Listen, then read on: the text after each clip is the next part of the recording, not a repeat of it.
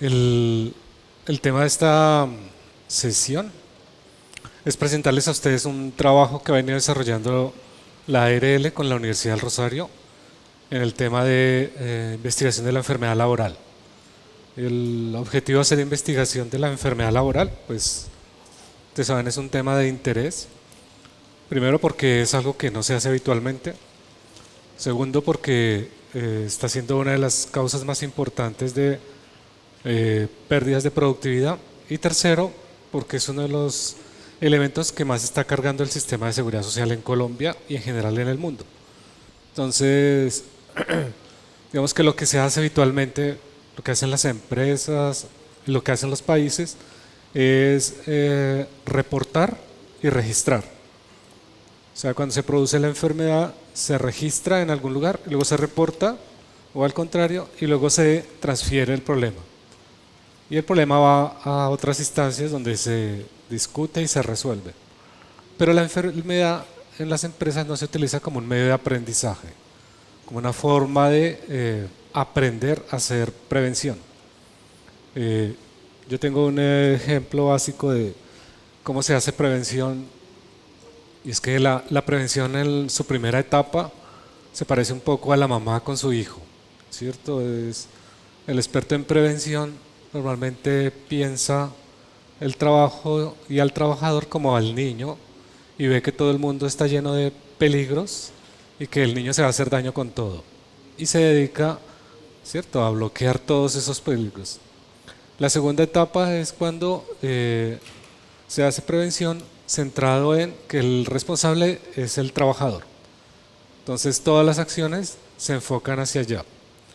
Y en la tercera etapa es cuando la prevención se desarrolla como un proceso de conocimiento. Es decir, vamos a aprender de lo que sucede para poder hacer prevención.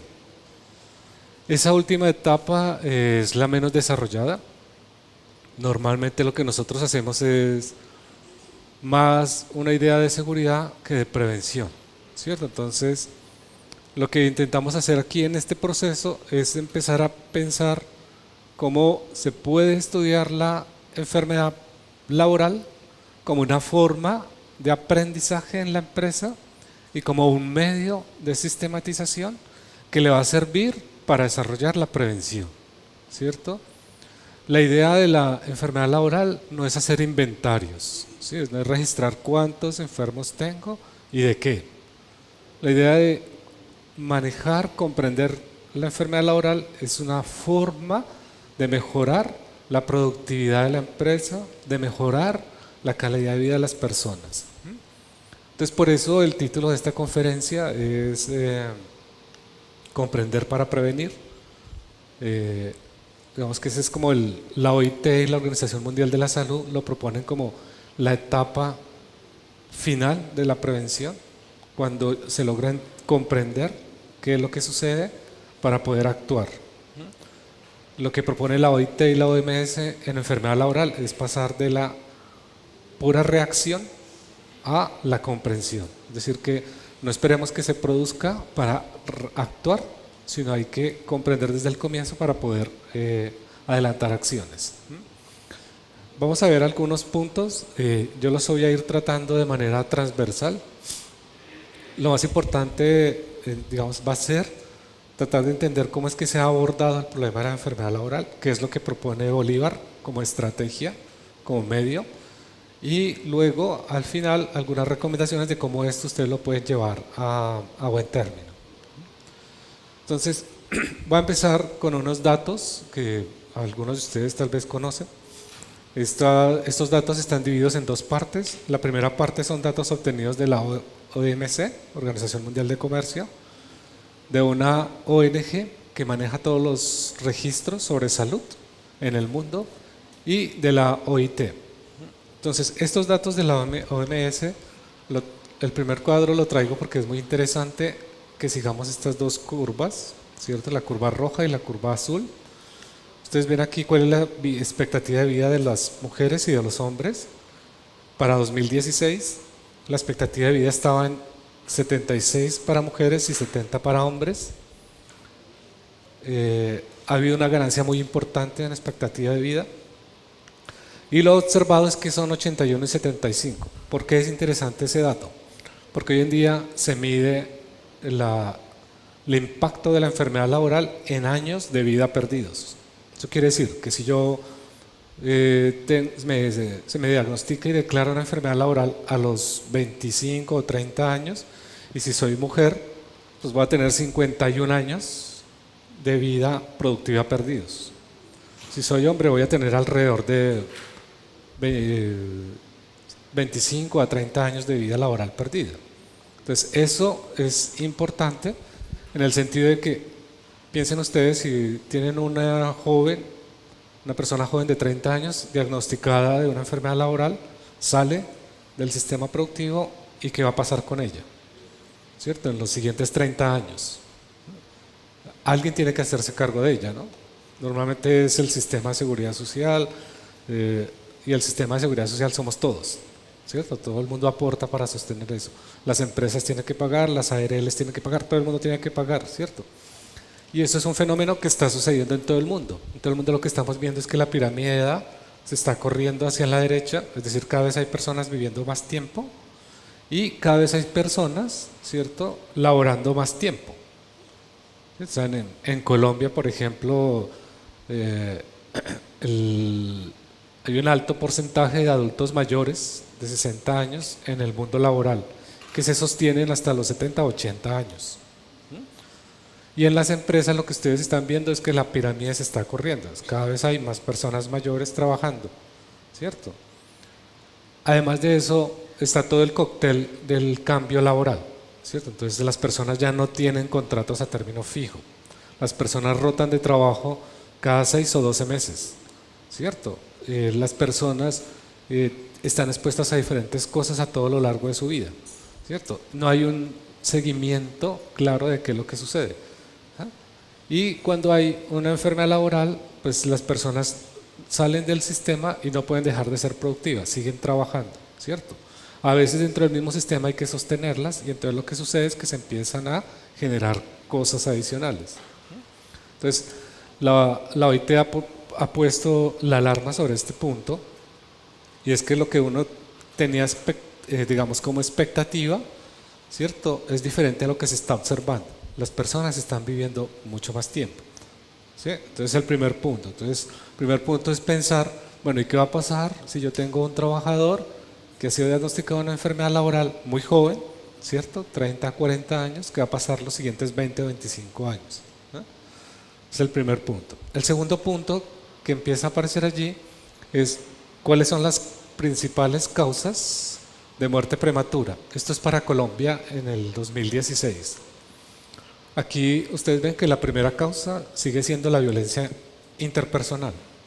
Entonces, si ustedes miran las estadísticas después del proceso de paz, pues bajaron las muertes por enfrentamientos y han venido subiendo las muertes y los decesos por relaciones intrafamiliares, ¿cierto? El último informe de medicina legal muestra, por ejemplo, que los días que más se producen muertes por violencia intrafamiliar son los fines de semana, cuando la familia está junta. Y los más afectados son los jóvenes y los adultos mayores, que con más frecuencia llegan a medicina legal afectados por esta violencia. Luego aparece todo lo que tiene que ver con el sistema circulatorio y en tercer lugar están las lesiones de la ruta o los accidentes de tráfico y luego las enfermedades cardiovasculares. Si miramos la siguiente tabla, vamos a mirar cuál es la principal causa de mayor discapacidad, qué es lo que hace que las personas pierdan días y años de vida productivos, ¿cierto?, que implican atención médica, que implican procesos de rehabilitación. Entonces la primera causa aparece los problemas de espalda y los problemas de cuello, ¿cierto?, en primer lugar, luego los que tienen que ver con el órgano de los sentidos y luego con los de la piel. Luego aparecen otras cosas, los otros desórdenes musculoesqueléticos, ustedes ven, tienen un peso importante. Y lo que ha habido es una progresión de estas 5 primeras causas de discapacidad, ustedes las pueden reconocer en la mayoría de las empresas, ¿cierto? Si ustedes miran cuáles son las 10 principales causas de calificación de enfermedad laboral en las ARLs, encuentran estos 5 cosas, ¿cierto? Eso es lo que con más frecuencia se califica. Y lo que más está produciendo discapacidad. Hay una fórmula que desarrolló la OMS en un estudio que se hizo entre 2005 y 2016, que se compararon 116 países, los datos de esos países, para calcular el número de años perdidos. ¿Y eso cuánto vale? ¿Cierto? La pregunta es, bueno, ¿y eso cuánto cuesta al sistema de seguridad social? El dato más reciente es que estos 5 enfermedades laborales, por ejemplo, en Estados Unidos cuestan 7.000 millones de dólares al año. En Europa cuestan algo así como 700 millones de euros año. Y en Colombia está alrededor de 7.000 millones de pesos año. Es decir, ¿cuánto cuesta al sistema de seguridad social, a todos los que hacemos aportes, personas con discapacidad asociada a una enfermedad laboral? Porque ustedes saben, si yo tengo una persona con síndrome del túnel del carpo, se le diagnostica, se le hace la cirugía y ahí ya perdió 20% de su capacidad y sus habilidades, ¿cierto? Y esa persona pierde su capacidad productiva, deja de ser competitivo, entonces sale del sistema, pero sigue dependiendo del sistema si es pensionado o si recibe un aseguramiento. Entonces lo que se está haciendo en la enfermedad laboral es solo inventariar, solo registrar el número. Ustedes no pueden encontrar en Colombia un estudio serio, por ejemplo, sobre costos de enfermedad laboral. Nosotros intentamos hacer uno este año. El primer dato que necesitamos son la prevalencia, ¿cierto?, de las principales enfermedades. Y ustedes van y buscan y no hay. No se sabe claramente cuál es la prevalencia de las 5 principales enfermedades en el país. Los datos son muy dispersos. La mayoría de las empresas no llevan registros apropiados. Ustedes pueden hacer el ejercicio de ir qué empresa lleva los datos médicos correctamente estructurados de todos sus trabajadores. Uno tiene algunos datos, pero muchas lagunas. Lo siguiente que hay que saber es qué factores de riesgo, ¿cierto?, son los que causan más muerte y discapacidad combinándolos, ¿cierto? Entonces, aquí ustedes también encuentran lo que uno todo el tiempo escucha en las empresas, que hacen programas de prevención, que hacen intervenciones, ¿cierto? Entonces, en primer lugar está todo lo que tiene que ver con la presión sanguínea, ¿cierto? Entonces tenemos hipertensos por todas partes. A los hipertensos, si ustedes les agregan el sobrepeso, los números de año de trabajo acumulados, eso está produciendo una bolsa que en algún momento va a explotar, ¿cierto? Y va a causar un gran impacto en todo el sistema productivo.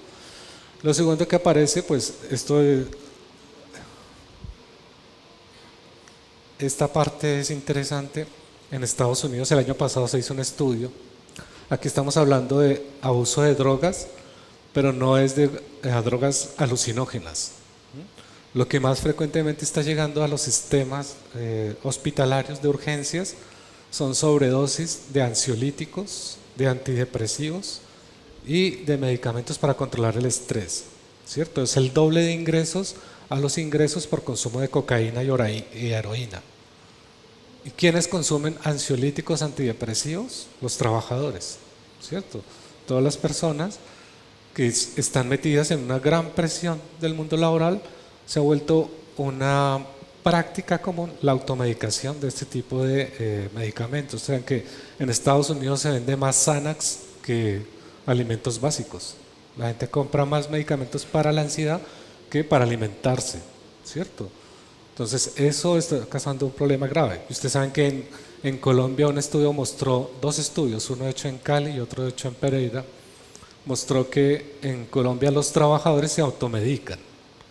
O sea, toman medicamentos para ir a trabajar y se automedican más las mujeres que los hombres. Y eso causa problemas. Piensen ustedes en el sistema hospitalario, ¿cierto? Las mujeres que hacen turnos de 12 horas son madres, trabajan 18 o 20 horas, se automedican para mantenerse activos. Entonces, lo que hemos observado es que cuando se habla aquí de consumo de drogas, ¿cierto? Pues el alcohol ya lo sabemos, pero el consumo de drogas tiene que ver mucho con la automedicación. Y el tercer aspecto, ustedes también saben que hay una campaña global. La OPS la semana pasada presentó el resultado de los estudios que ellos están haciendo de cómo está evolucionando la expectativa de vida en Sudamérica comparado con Europa. Lo que ellos encontraron es que en Sudamérica se está aumentando la expectativa de vida, o sea, la gente está viviendo más tiempo, pero al tiempo la gente se está muriendo más por cosas prevenibles, ¿cierto? ¿Qué cosas son prevenibles? La presión, el sobrepeso y los riesgos de dieta, ¿cierto? Entonces, eso ha hecho que los riesgos de dieta ha hecho que la gente cambie la forma de alimentarse, ha aumentado el sobrepeso y ha aumentado todo lo demás como la diabetes 2, ¿cierto? La presión alta, todo lo que está asociado a ello. Y todo eso no solo está en el sistema de seguridad social, está en el trabajo, ¿cierto? Ustedes en el trabajo encuentran trabajadores con estas 5 primeras causas que ven aquí. Luego voy a mostrar, estos son un resumen, esto lo pueden encontrar en la página de la OIT. Esto se presentó en septiembre, o sea, hace 3 semanas en Singapur, y fue el resultado de un estudio que hizo la OIT mirando qué es lo que se está registrando en el mundo respecto a enfermedad laboral. Entonces, lo que ellos encontraron, estos son los datos para Europa, y encontraron que en enfermedades y lesiones relacionadas con el trabajo, DELI quiere decir años de vida perdidos por discapacidad. Ellos encontraron que en primer lugar está el cáncer, en segundo lugar está todo lo que tiene que ver con el sistema circulatorio y luego están los otros. Otros son todo lo que está mezclado ahí, ¿cierto? Todos los otros tipos de patologías. En Europa esto es muy preocupante porque el número de casos de cáncer viene creciendo desde hace unos 5 años progresivamente. Y lo más preocupante aún es que no son los cánceres convencionales, sino son los cánceres raros, ¿cierto? Son cánceres raros que están empezando a aparecer en trabajadores de ciertos sectores de la economía. Entonces ustedes van a ver en la industria automotriz, en la industria química, en la industria de alimentos, están empezando a aparecer cánceres raros, ¿cierto? No conocidos, que empiezan a afectar todo el sistema de trabajo y de seguridad social. Ustedes saben, en Europa uno tiene el 80% de probabilidad de sobrevivir a un cáncer porque hay el sistema de identificación temprana. En Colombia es a la inversa, uno tiene solo el 20% de probabilidades de sobrevivir a un cáncer, primero porque el diagnóstico y la identificación es tardía y en segundo lugar porque todos los protocolos de manejo no son apropiados, ¿cierto? Se demora mucho todo el proceso de manejo. Entonces la OIT advierte, estos son datos para Europa y advierte este comportamiento se hace en Europa, pero se está esperando que en el resto del mundo empiece a aparecer, ¿cierto? O sea, nosotros, la universidad colabora con el Instituto Cancerológico Nacional y sí hemos observado con el instituto que ha venido la curva cambiando en los últimos 5 años, ¿cierto? Han empezado a aparecer más casos de cáncer. Lo más preocupante es que como no hay una relación clara entre el trabajo que hacen las personas y la patología, como no se hace una investigación, pues no tenemos una correlación clara, ¿cierto? En la parte de abajo ustedes ven los que están los años de vida perdidos relacionados con el trabajo. Entonces, ¿qué es lo que hace que las personas pierdan más años de vida por discapacidad? Entonces, en primer lugar, pues están las otras, que son todo lo que tiene que ver con el sistema respiratorio, con la piel, con otras causas, ¿no? Y hay 2 que son los 3 primeros que preocupan más, son los cánceres, volvemos acá, está los desórdenes musculoesqueléticos y luego están los que tienen que ver con el sistema circulatorio. Miren que en el cuarto lugar aparecen las lesiones que están un poco asociadas a los accidentes y cosas de ese estilo. Entonces los 3 primeros son los que más están impactando. ¿Por qué? Porque si usted piensa en una persona con un desorden musculoesquelético, un disco intervertebral, una hernia discal, ¿cierto? Entonces esa persona ha pasado, sumado los días, desde que el primer evento hasta el final, puede llegar a perder hasta 1.500, 2.500 días de trabajo siendo activo. Y luego de eso pierde muchos más años, ¿cierto? Porque queda una situación de discapacidad, ¿cierto? Son personas que empiezan a depender Dependen del sistema, dependen de las otras, de su familia. ¿Cierto? En un estudio que hicimos sobre eso encontramos que una de las cosas que más agrava esto es el apoyo social. Entonces, después de que a mí se me declara una enfermedad, ¿cierto? Como un desorden musculoesquelético, pues al comienzo ustedes todos lo saben, el núcleo apoya, pero en la medida que pasa el tiempo y la persona no logra recuperarse, el núcleo empieza a dispersarse y llega un momento en que la persona queda sola, ¿cierto? Pierde todo el apoyo, entonces está sin apoyo social, está dependiendo del sistema de seguridad social y no tiene posibilidades de trabajar. Y eso impacta directamente al sistema de seguridad social. Todas estas cosas lo que advierten es la importancia de hacer investigación de la enfermedad laboral. Esto es extrapolado a Colombia, de los datos de Latinoamérica, de qué es lo que más nos afecta. Nosotros lo tomamos por este dato. El 47.43% son otras cosas. ¿Y qué hay en esos otros? Es la pregunta. En esos otros hay una cantidad de cosas mal diagnosticadas. Si ustedes miran, cuando una persona inicia el proceso, ¿cierto? Se le declaró el primer evento de salud. Hasta el momento que llega a ser diagnosticado, puede pasar entre 5 y 20 consultas. O sea, entre 5 y 20 veces tiene que ir al sistema hasta que llega el diagnóstico. Después de que llega el diagnóstico, nosotros hemos encontrado hasta 5 a 10 denominaciones diferentes para la misma patología. Entonces, en todo el sistema se produce una confusión, ¿cierto? Lo otro que aparece acá, derivado de esto, es que el sistema no está bien entrenado. Lo que voy a decir no es no estamos acusando a nadie, sino es simplemente de análisis, para que ustedes lo piensen. Ustedes tienen un trabajador que ingresa a la empresa, ¿cierto? Ese trabajador pasa por un examen de ingreso ocupacional, ¿cierto? Empieza a trabajar dentro de la empresa y a los 6 meses se le declara una enfermedad laboral, ¿cierto? Entonces la pregunta que surge, bueno, ¿y qué pasó en el examen de ingreso? Que nunca se registró nada de lo que esta persona podía tener como potencial agente que activara una enfermedad, ¿cierto? Entonces si uno dice, no es que me calificaron un hombro, ¿cierto? Síndrome de complejo del hombro. ¿Y cómo llega a eso? Si en el examen de ingreso no hay revisa y está todo ok, normal, ¿cierto? Entonces lo primero que muestra es que aquí el sistema no está haciendo adecuadamente todo el proceso del filtro.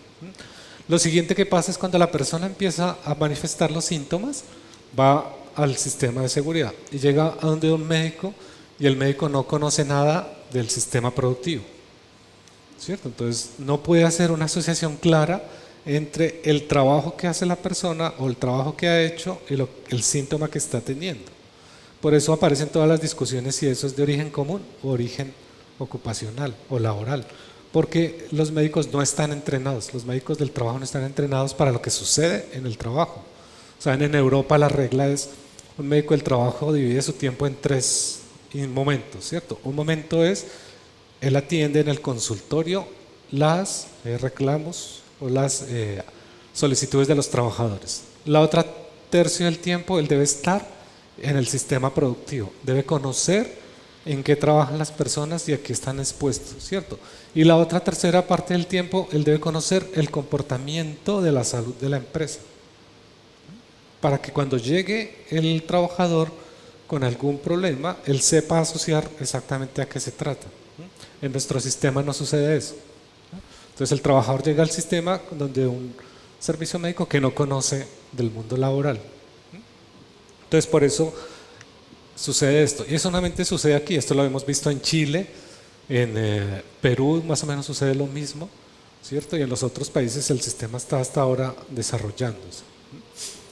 Lo otro que aparece acá interesante es que ustedes ven acá estos valores de lesiones de toda naturaleza, luego aparece lo que tiene que ver con el sistema circulatorio y luego los desórdenes musculoesqueléticos. Aunque esto aparece pequeño, tiene un impacto importantísimo en la economía. Ustedes saben, un trabajador con una lumbalgia tiene un bloqueo, Después del primer bloqueo normalmente tiene entre 1 y 7 días para recuperarse. Entonces son 7 días de incapacidad, ¿cierto? Después de ese primer evento es casi siempre claro que el evento se puede repetir en el mes siguiente, ¿cierto? Si no se repite en el mes siguiente, al año es absolutamente claro que va a tener un segundo evento, ¿cierto? Entonces va a tener otros días de incapacidad.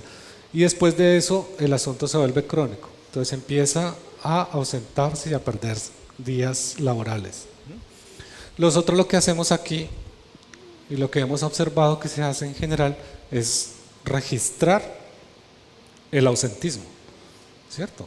Tomar nota de, bueno, ¿y esto cuántos días significó de que el señor se fuera del trabajo? Pero no registramos lo que tiene más impacto, que es ir a trabajar enfermo. Entonces este señor tuvo los 7 días de incapacidad y llega a trabajar. Entonces hay un fenómeno que todos los humanos utilizamos, que es las creencias de evitación por miedo.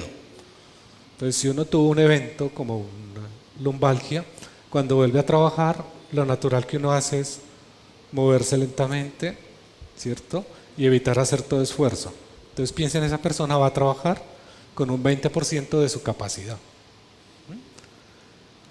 En Estados Unidos se estima, la Oficina Internacional, la Oficina Nacional del Trabajo estimó el año pasado que los costos por presencialismo, es decir, por ir a trabajar enfermo, eran entre 3 y 7 veces mayores que los costos por ausentismo.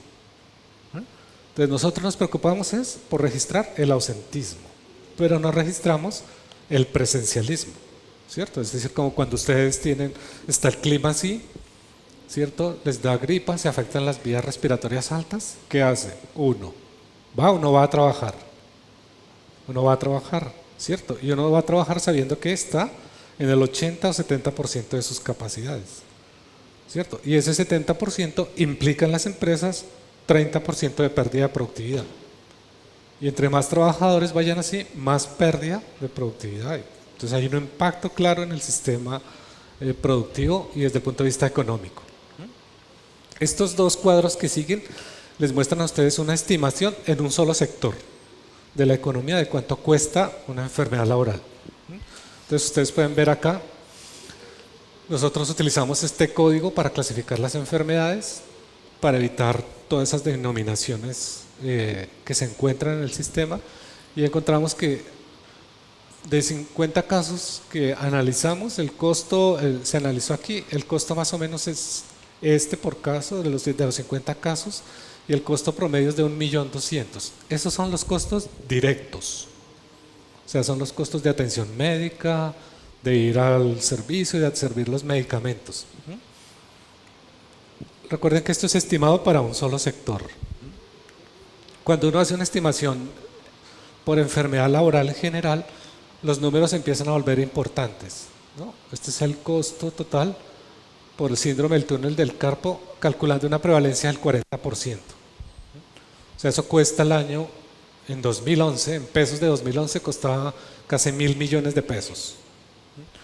Lo que es síndrome del manguito rotador, casi 400 millones de pesos, y los discos cuestan alrededor de 750 millones de pesos. Esos son solo costos indirectos. Para saber cuánto cuesta esto, pueden multiplicar por 3 cada uno de estos valores por los costos de ir a trabajar enfermo, ¿cierto? O sea que los números aquí pueden ser 3 veces mayores de lo que está costando a una empresa una enfermedad laboral, ¿cierto? Y estos costos los estamos pasando por alto, ¿cierto? Porque no investigamos enfermedad laboral. Todos sabemos hacer investigación de accidente de trabajo, ¿cierto? Entonces el accidente se produce y uno va y busca la causa e interviene. En enfermedad laboral no se hace análisis causal, ¿cierto? Uno no tiene la enfermedad laboral y va a buscar la causa, no. En enfermedad laboral uno hace búsquedas de factores de asociación, que tienen fuerza de asociación, que se asocia a la enfermedad. ¿Por qué? Porque ustedes saben que si todos ustedes hacen el mismo trabajo, no todos ustedes se van a enfermar, ¿cierto? Solamente algunos probablemente desarrollen una enfermedad, porque hay factores que se asocian, por su fuerza de asociación, tendrán más efecto en unas personas que en otras. Entonces, eso es otro aspecto importante en la enfermedad laboral. Uno tiene que entender que hay ciertos factores que van a tener mayor impacto en unos tipos, unas características de personas que en otras, ¿cierto? Y para eso hay que hacer la investigación. Y eso me devuelve un poco al examen de ingreso. Entonces, el examen de ingreso debería tener la misma lógica, ¿cierto? Cuando uno va a hacer examen de ingreso, el examen de ingreso debería ser diferenciado por el tipo de cargo y responsabilidades que tienen los individuos. Entonces, si yo voy a tener un trabajador que lo voy a poner a manipular pesos, ¿cierto? Debería tener un examen de ingreso orientado a eso, y es diferente si yo voy a contratar un trabajador que va a hacer gestión o un trabajador que va a tomar decisiones. Tengo que tener tres formas de hacerlo, ¿cierto? Nosotros tenemos aquí una cosa, línea media, pero que no nos da mucha información. Entonces, tomando eso, empezamos a preguntarnos, bueno, ¿y por qué investigar la enfermedad laboral? ¿Cierto? Hay 6 cosas que nos dicen por qué investigarla. La primera de ellas, es necesario que conozcamos qué activa una enfermedad laboral en una persona. Tenemos que tener respuestas acerca de por qué si tengo 10 digitadoras, de las 10 digitadoras solo una o dos desarrollan un desorden musculoesquelético y las otras 8 no. Hay que saber qué fue lo que hizo que se activara la enfermedad. Lo segundo es que hay que conocer el estado de salud de la empresa. Nosotros no tenemos datos acerca de cuál es el estado de salud de la empresa. Algunas veces tenemos datos de los trabajadores, ¿cierto? ¿Cómo es el estado de salud del trabajador? Pero en general de la empresa no sabemos, ¿cierto? Sabemos que de la empresa puede ser un activador de la enfermedad, que de lo que hace la empresa. Saben que los sociólogos en los años 60 en Estados Unidos establecieron que hay empresas que se comportan de manera patológica, ¿cierto? Hay empresas que conocen los problemas y los ignoran, ¿cierto? O hay empresas que niegan los problemas. Entonces, si una empresa es lo mismo que una persona, ¿no? Si uno sabe que está mal de estado de salud y lo ignora, pues va a tener una consecuencia. A la empresa le sucede exactamente lo mismo. Luego está lo que ya mencioné, las pérdidas por presencialismo. Hay que estimar en cada organización cuánto cuesta que las personas vayan a trabajar enfermas. En muchos países ya se han desarrollado estrategias para manejar este problema. Entonces, si yo tengo un trabajador, pues este ejemplo es típico de una multinacional que produce alimentos. Si yo tengo trabajadores que la mayor parte de su trabajo la hacen en una cava, ¿cierto? Una cava es un cuarto frío que puede estar entre 5 y menos 10 grados. Y si el trabajador tiene un problema de oído medio, pues yo no lo puedo poner a trabajar allá, ¿cierto? Si yo lo identifico que él tiene eso, hasta que se recupere, debo moverlo en otro sector que le permita la recuperación, pero no dejarlo ahí para que se le agrave el asunto. Entonces hay que aprender a controlar y a medir esto.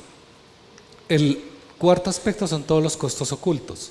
Entonces, yo les he mostrado aquí los costos directos, pero los costos ocultos es, si a ustedes se les enferma un trabajador en una empresa, pues hay que reemplazarlo, hay que poner otra persona, se pone un trabajador del mismo sector o se contrata uno nuevo. Ese trabajador nuevo necesita entre 1 semana y 3 semanas para poder entrar en el proceso de producción. Entonces yo perdí 3 semanas desde el punto de vista productivo. Además de eso, cuando un trabajador es calificado de enfermedad profesional y se va, no se va solo el trabajador, se va todo el conocimiento que él tiene del proceso, ¿cierto? Y la empresa se demora de 3 a 6 meses en recuperar ese conocimiento. Y están todos los otros costos ocultos como son, por ejemplo, la reputación de la empresa. ¿Saben qué pasa cuando una empresa empieza a tener muchos enfermos? ¿Cierto? Los otros trabajadores empiezan a tener una imagen negativa de la empresa y las otras empresas también empiezan a tener, ¿cierto? Ya con el nuevo sistema, el mismo sistema empieza a castigar a la empresa que tiene muchos enfermos y no hace nada. Está los costos directos que todos los conocemos, pues sabemos más o menos cómo se estiman, pero en Colombia no lo sabemos, ¿cierto? Digamos, es muy difícil saber en nuestro sistema por como está diseñado el sistema de seguridad social, que es un sistema de contenciones, es muy difícil saber cuánto cuesta, porque ustedes saben, la persona va al servicio médico, llega y le ordenan una serie de exámenes, ¿cierto? Luego lo remiten o vuelve por el mismo sistema a otro médico que vuelve y ordena exámenes similares, ¿cierto? Con Seguros Bolívar hicimos un estudio y encontramos que habían trabajadores o personas que hasta 3 y 4 veces tenían los mismos exámenes repetidos, sin tomar una decisión. Entonces, ¿cuánto cuesta eso? ¿Cierto? No está correctamente estimado. No hay una línea que uno pueda decir, ¿cierto? Cuando ingresa el trabajador al sistema, tenemos estos costos de atención médica, estos costos de medicamentos, estos costos por días de incapacidad, no está claramente definido. Entonces, estos 6 elementos nos llevaron a nosotros a establecer por qué es importante que ustedes investiguen la enfermedad laboral. Entonces, ¿cómo desarrollamos el método? Entonces, en la parte de arriba están los conceptos y en la parte de abajo los elementos que hacen parte del método. Entonces, lo primero que nosotros hicimos es que tratar de entender cómo se podía investigar la enfermedad laboral. ¿Cómo lo puede uno estudiar? Tomando como principio que la enfermedad laboral es algo que no es lineal, ¿cierto? Una enfermedad laboral no se desarrolla así, como una línea recta, con una pendiente continua. Si una enfermedad laboral tiene momentos de agravamiento y momentos de recuperación. Entonces ustedes pueden tener un trabajador que manifiesta unos síntomas, luego un tiempo desaparecen y luego vuelven a manifestarse y así, ¿cierto? O sea que eso es una clave, entender cómo la enfermedad se va desarrollando. En los años 80 se decía que habían 2 formas de hacerlo. Una forma es estudiar la historia del individuo, ¿cierto?, con respecto a la enfermedad. Y la otra forma es estudiar la enfermedad en la historia del individuo, ¿cierto? ¿Eso qué quiere decir? Que yo puedo tomar al individuo y seguir su historia laboral y en su historia laboral seguir los hitos que me llevan a identificar cómo se ha ido instalando la enfermedad. Lo otro importante en la enfermedad laboral es que ella no aparece espontáneamente, ¿cierto? Una enfermedad laboral no aparece así como medio gripa, ¿cierto? Sino ella se va manifestando progresivamente, envía señales, ¿cierto? Y en la medida que envía señales hay que tener el sistema que capture las señales, ¿cierto? Para saber qué es lo que se está produciendo o qué es lo que se está generando allí y poder actuar. Entonces, tomando en cuenta eso, nosotros encontramos que la mejor forma de hacer la investigación es a partir de un coanálisis. Es decir, que tienen que haber varias personas haciendo la investigación. No lo puede hacer una persona. Ustedes saben, en accidente de trabajo, uno puede tener un individuo entrenado que vaya a hacer la investigación, ¿cierto? En enfermedad laboral no se puede una sola persona. Tiene que haber un equipo de mínimo 4 personas que más adelante les voy a mencionar quiénes son. Luego aparece el problema de cómo procesar los datos que se obtienen. La pregunta era, bueno, ¿y qué es útil? En enfermedad laboral, ¿cuáles son los datos que son útiles? ¿Cómo se registran? ¿Cierto? ¿Cómo usar esos datos? Entonces nosotros aquí hicimos un seguimiento a las formas en que los 5 mejores sistemas de salud del mundo lo hacen. Entonces miramos el sistema inglés, el sistema australiano, el sistema neozelandés, miramos el sistema francés y en Latinoamérica miramos el sistema brasileño. ¿Cierto? Ustedes saben que, por ejemplo, el Brasil fue el primer país del continente que el Ministerio de Salud entrenó una cantidad, algo así como 2.000 o 3.000 expertos, ¿cierto?, solo entrenados en la identificación y estudio de enfermedad laboral en las empresas. Y son inspectores del ministerio que están entrenados en eso. Entonces comparamos esos 5 y empezamos a intentar entender qué es lo que se usa acá para poder estudiar la enfermedad laboral. Y nosotros encontramos que lo más importante son los hechos, ¿cierto? O sea, las cosas que son verificables en la historia laboral del individuo, en su historia personal y en su historia profesional y en la historia de funcionamiento de la empresa, ¿cierto? Yo creo que si ustedes han tenido que ver con enfermedad laboral, se han dado cuenta que muchas veces cuando uno empieza a saber, bueno, ¿y qué fue lo que pasó? Encuentra que la persona afectada ya no trabaja en lo que trabajaba o que el puesto en el que estaba ya no existe, ¿cierto? Luego uno no puede tener una información clara de qué fue lo que sucedió. Entonces, lo que nosotros encontramos aquí es que es importante registrar los hechos.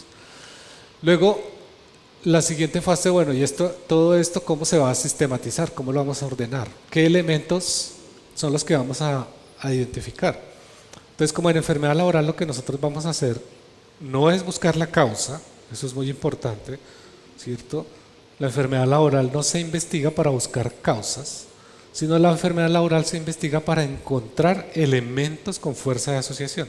Eso no lo creamos nosotros, ¿no? Eso está en los protocolos de la Organización Mundial de la Salud, están los protocolos de la OIT para investigación de enfermedad laboral, ¿cierto? Lo que se debe hacer es buscar elementos con fuerza de asociación, porque uno no puede establecer, ¿cierto? Ustedes saben, hay dos estudios famosos a este respecto. Hay un estudio que se hizo en Escocia, donde se comparó personas que nunca habían estado expuestas a sílice, ¿cierto? Que vivían en sus casas y nunca habían estado expuestas a sílice, con trabajadores que habían estado expuestos a sílice, es decir, trabajadores que trabajaron en la industria del cemento o en una mina o trabajaron en la industria de la construcción.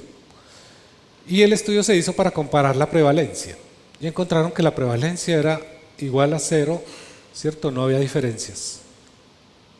O sea que las personas que nunca fueron a una mina, ¿cierto? Tenían el mismo probabilidad de exposición que los que habían trabajado. Entonces, eso es clave para entender la fuerza de asociación, ¿sí? No porque uno esté expuesto a algo, significa que va a desarrollar una enfermedad laboral. Hay otro estudio que se ha hecho más de manera experimental que ustedes conocen. Todos ustedes saben de qué están hechas las pastillas de freno de los automóviles. Tienen asbesto, ¿cierto? Cada vez que ustedes oprimen el freno, se liberan partículas de asbesto, ¿cierto? Entonces la OMS hizo un estudio de qué es lo que más qué elementos están en la contaminación ambiental y de qué se enferman las personas, ¿cierto? Y encontraron que lo que más se enferman las personas por vía respiratoria en las grandes ciudades es el carbón, que proviene de la combustión, y el asbesto que está en el medio. Y no se implica que estén trabajando directamente expuestos a eso. Entonces, por eso es muy importante entender los factores con fuerza de asociación. Lo otro es, hay unos estudios que muestran, por ejemplo, que la forma en cómo se hacen ciertas evaluaciones no es correcta y causa confusión. Les voy a poner un solo ejemplo. ¿Saben qué es una espirometría? ¿Sí? Es un método para medir la capacidad respiratoria de los individuos que trabajan expuestos a material particulado. Cuando se hace la espirometría, ustedes van a tomar el equipo, pide unos datos, ¿cierto? 3 datos básicamente. Pide la talla, pide el peso y pide la raza, ¿cierto? Y este tercer elemento es muy importante. En nuestro país, por norma, se coloca como raza caucásico. Ustedes saben la diferencia, ¿no? Cuando hacen los estudios de genética, de ancestría genética en Colombia, uno encuentra que la mayor parte de la población tiene una composición de más o menos 20 a 30% de caucásico, un 30% de indoamericano, un 20% de afrodescendiente y algo de porcentaje de árabe. Y dependiendo de la región, los valores pueden cambiar. Entonces, ahora piensen. Entonces, yo hice la espirometría, hice las lecturas de todos mis trabajadores, tomando como parámetro de lectura caucásico, ¿sí? Y todos los valores que me dan son diferentes a lo que realmente está expuesto el trabajador. Y yo adelanto toda mi estrategia de prevención basada en un dato que no es correcto, porque la banda de normalidad cambia, ¿cierto? Los datos de referencia cambian. Entonces, eso es lo que nos lleva a nosotros a pensar es que para poder identificar los elementos con fuerza de asociación extrapolamos una técnica que se usa en genética que se llama interactoma. ¿El interactoma qué hace? El interactoma toma una proteína o un gen para establecer el con qué se relaciona para saber qué efecto tiene, ¿cierto? Entonces, a partir de las relaciones que él tenga, uno puede establecer cómo su actividad afecta a los otros. Entonces, a partir de eso, nosotros lo vamos a utilizar en la investigación de la enfermedad laboral. ¿Por qué? Porque nosotros tenemos que saber qué elemento o qué agente del entorno con fuerza de asociación, si interactúa con otro, puede generar la enfermedad laboral, ¿cierto? Les voy a poner otro ejemplo. En Inglaterra se hizo un estudio con 2 médicos que son gemelos univitelinos. Es un caso raro. Gemelos univitelinos quiere decir que la carga genética es exactamente igual. Y los dos hicieron una prueba durante 30 días. Uno de ellos consumió solo grasas y el otro consumió solo azúcares y carbohidratos, ¿cierto? La idea era medir si es verdad la teoría de que si uno come solo grasas tiene un efecto y que si se come solo azúcares va a probablemente desarrollar diabetes.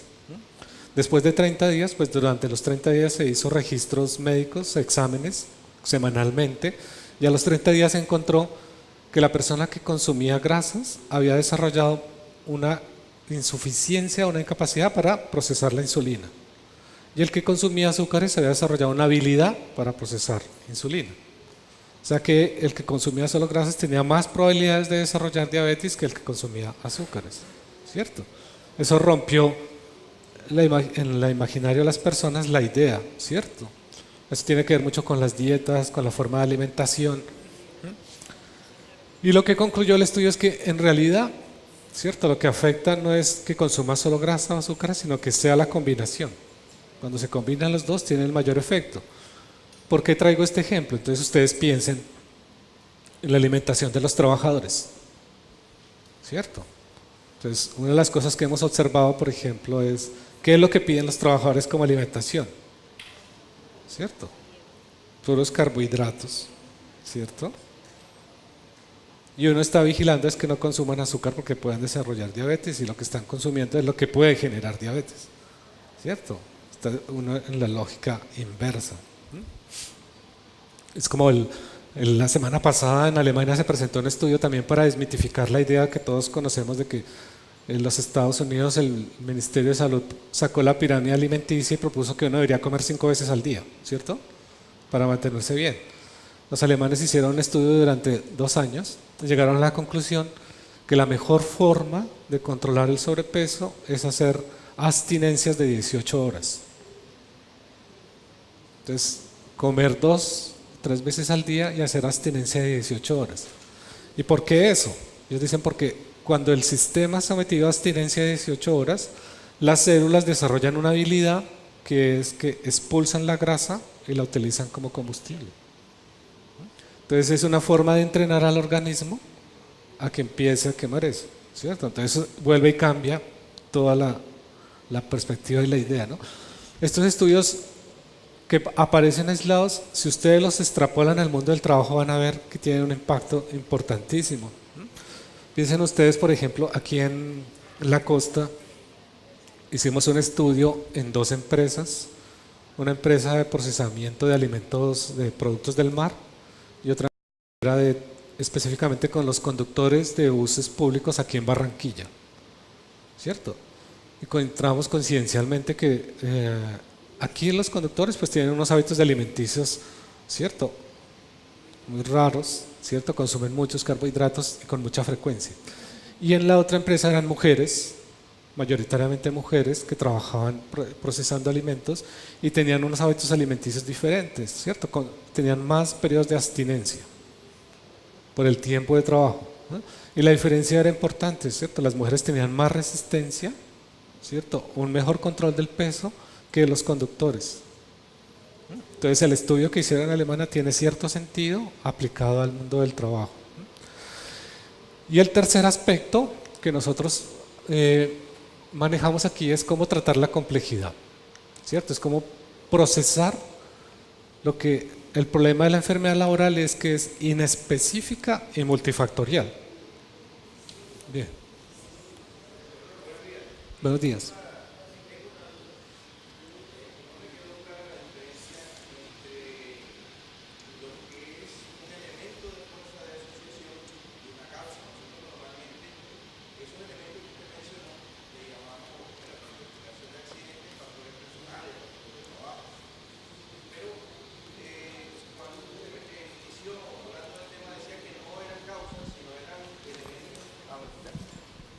Sí, ahí, al iniciar a explicar esta partecita decía que no le llamaran causas sino elementos de fuerza de asociación. Pero nosotros normalmente es a lo que llamamos factores personales, le llamamos factores de trabajo y son causas para nosotros. Pues entonces quería saber bien cuál era la diferencia, qué era lo que marcaba la diferencia entre un elemento de fuerza de asociación y una causa. Bueno, entonces llego a ese punto acá en la última parte. Entonces, como tenemos que procesar esto que es inespecífico, usamos un concepto que se llama exposoma. Eso no lo desarrollamos nosotros, eso lo desarrolló la Sociedad Americana de Cáncer. Y lo desarrollaron con una idea, ¿cierto? El cáncer, ¿cierto? La hipótesis es que todos lo tenemos, ¿cierto? Solo que en el transcurso de la vida de nosotros, pues cada uno de nosotros tiene diferentes exposiciones a diferentes cosas. Y en el curso de la vida uno puede encontrar un elemento que se asocia fuertemente a la estructura que activa el cáncer, ¿cierto? Entonces uno puede que en el transcurso de su vida nunca se aproxima a ese elemento, o puede que sí se aproxime y que esté expuesto. Entonces cuando yo estoy expuesto, ese elemento es el que va a activar el cáncer. Eso mismo puede suceder en el trabajo, ¿cierto? Puede ser un trabajador que a todo lo largo de su vida, ¿cierto? Les voy a poner solo a título de ejemplo algo que todos saben, ¿cierto? Cuando uno hace estudios, por ejemplo, nosotros estudiamos el control motor en trabajadores, nosotros encontramos que hay una cosa importante. Nosotros somos solo como un péndulo invertido, ¿no? Físicamente. O sea, el peso nuestro está aquí y el punto de apoyo está abajo, a diferencia de un péndulo, ¿no? Que el punto está arriba y el peso está abajo. Entonces nosotros somos así. Entonces, cuando hacemos una medición básica, la longitud real de la pierna, ¿cierto? Encontramos que casi siempre hay una diferencia de 0,5 entre un pie y otro. Entonces uno casi siempre tiene un pie más largo que otro. ¿Eso qué significa? Entonces piénsenlo en la idea del péndulo, ¿no? Entonces el peso está desestabilizado, o para un lado o para el otro, ¿cierto? Entonces si el peso está desestabilizado para un lado, quiere decir que todo hacia arriba cambia. Entonces la alineación de la cadera cambia, la alineación de las vértebras cambia, la alineación de la cintura escapular cambia y la posición de la cabeza cambia, ¿cierto? Hay una manera muy fácil de ver eso. Y ustedes se miran los zapatos por la parte de abajo y van a ver que hay un desgaste mayor en un lado u otro. ¿Eso qué quiere decir? Que usted descarga el peso a un lado. Entonces todo lo tenemos, ¿cierto? Lo otro que encontramos es que normalmente nosotros tenemos un hemicuerpo más desarrollado a nivel muscular que el otro, ¿cierto? Es decir, bien sea por la dominancia, ¿sí?, o por algunos otros factores, hay más masa muscular a un lado que al otro. Entonces, segundo elemento. Tercer elemento, normalmente nosotros para movernos nos movemos por anticipación, no por reacción, ¿cierto? Uno no va desplazando y se espera tropezarse para caerse, ¿cierto? Sino uno va anticipando. Entonces todo el sistema está preactivado. Cuando ustedes miran una electromiografía van a ver que el músculo, aún en estado de reposo, están todos sentados ahí, hacemos una electromiografía y van a ver que el músculo siempre tiene señal, está preactivado.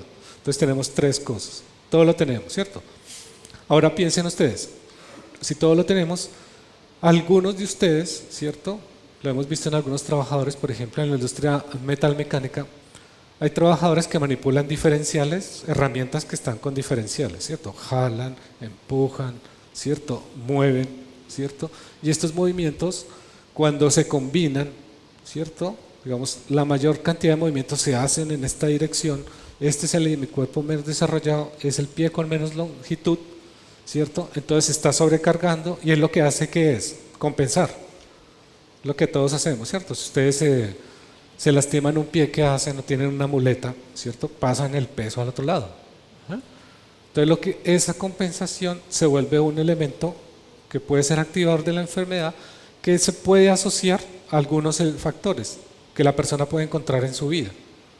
¿Sí? Entonces lo que se dice aquí con los esposomas es que a lo largo de la vida, ¿cierto? Uno puede encontrarse expuesto a cosas que le agravan. Otro ejemplo ahí es el asma. Ustedes saben que si uno sufrió de asma de niño, normalmente le dicen a las personas, no, espere que crezca y le pasa. Pero los que saben, ¿cierto?, del sistema respiratorio, saben que el sistema respiratorio madura tardíamente. Nosotros terminamos de madurar a nivel respiratorio más o menos a los 24, 25 años, ¿cierto? Por eso los síntomas desaparecen cuando ya maduró el sistema. Ahora piensen en este trabajador, ¿cierto? Tuvo en su infancia asma. Y luego empieza a trabajar en una empresa, por ejemplo, una harinera, ¿cierto? Donde está en el molino y hay mucho material en suspensión, ¿cierto? Entonces, ese elemento se asocia a la condición preexistente y agrava, ¿cierto? O actúa como activador de la enfermedad que pueda desarrollar la persona, ¿cierto? Entonces, es la combinación. Decimos que tiene fuerza de asociación porque puede que él se lo encuentre o no se lo encuentre. Si se lo encuentre, va a actuar, se va a asociar y va a actuar como un activador de la enfermedad laboral.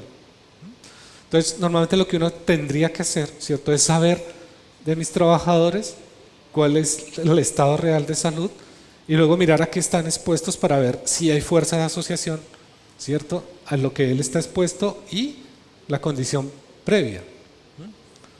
Nosotros hemos hecho ejercicios sencillos, ¿cierto? Es preguntarle a las personas, venga, cuénteme su historia de salud, los hechos importantes de su historia de salud.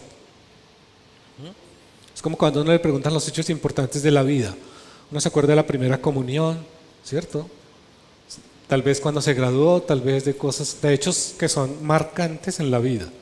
Pero los otros son difíciles de traer, ¿cierto? Entonces las personas normalmente cuando le preguntamos por hechos de salud nos van a contar por cosas marcantes, si tuvo una cirugía o si de niño estuvo hospitalizado, fue al médico, ¿cierto? Pero las otras cosas que aparecen en el camino nunca se registran, ¿cierto? Y esos hechos son la clave para entender. Eso es lo que dicen acá con el esposoma. Como estamos expuestos a todo lo largo de la vida, saben que por ejemplo en China el problema de contaminación ambiental es gravísimo, ¿no? Y hay muchas minas que trabajan cerca de las ciudades. Entonces el año pasado presentaron un estudio que parecía simple, ¿cierto? Normalmente cuando uno estudia la exposición de trabajadores en minas mide la exposición inmediata, pero se olvida de las atmosféricas. Entonces ellos encontraron, ¿cierto?, que para las personas es más perjudicial el tipo de polvo. Entonces encontraron que hay dos tipos de polvo: el polvo producido naturalmente por los seres humanos y el polvo artificialmente producido por la actividad de los seres humanos, ¿cierto? Entonces la actividad minera produce un polvo artificial y la actividad normal de los seres humanos produce un polvo natural. Lo que los investigadores encontraron es que el polvo natural es protector de la salud de los individuos y el otro es dañino. Entonces en las ciudades que se presentan más enfermedades respiratorias es donde hay menos polvo natural, ¿cierto? Es polvo producido por la actividad de los seres humanos y más polvo artificial. Eso plantea unas ideas interesantes acerca de cómo se asocian esos elementos a las enfermedades que desarrollan las personas. Entonces por eso usamos esta idea de exposoma. Entonces, ¿cuál es la lógica con la que se construye el método? Lo basamos en una lógica simple. Hay que hacer 4 cosas sencillas. La primera cosa que hay que hacer es registrar. ¿Qué es lo que debemos registrar? Todos los hechos y eventos de salud en la empresa. Hay algunas empresas que, por ejemplo, tienen servicio médico o de enfermería, ¿cierto? Y los trabajadores van comúnmente al servicio de enfermería y dicen, oiga, me duele la cabeza, ¿cierto? O tengo mareo, ¿cierto? O tengo dificultades digestivas y piden un medicamento. Esa es una primera fuente de información. ¿Con qué frecuencia nuestros trabajadores están yendo a pedir allá un tipo de medicamento para un evento específico de salud, ¿cierto? Y eso nos permite ir haciendo el seguimiento. El segundo es reportar. Pero ¿qué vamos a reportar? No la enfermedad, vamos a reportar es todos los hechos y eventos de salud de los trabajadores, ¿cierto? Entonces los trabajadores hay que, así como uno registra y reporta los incidentes, ¿cierto? En seguridad industrial, también tiene que registrar y reportar todos los hechos de salud. Esto es muy importante para seguir, por ejemplo, los problemas de presencialismo. Ustedes saben que hoy aquí hay muchas mujeres y hoy en día se discute en Europa la posibilidad de la licencia por el ciclo menstrual, ¿cierto? Porque saben que en ese periodo hay muchos problemas de tipo bioquímico y hormonal que pueden afectar, ¿cierto? Entonces, por ejemplo, piensen ustedes en la directora del Banco Mundial, ¿cierto? Que coincide ese momento con una gran cumbre en la que hay que tomar decisiones importantes de la economía mundial. ¿Ah? Ella va a tener dificultades para tomar decisiones, ¿cierto? Entonces debería tener un periodo en el que eso no suceda. ¿Ah? Pero esos hechos tienen que estar registrados y tienen que ser monitoreados.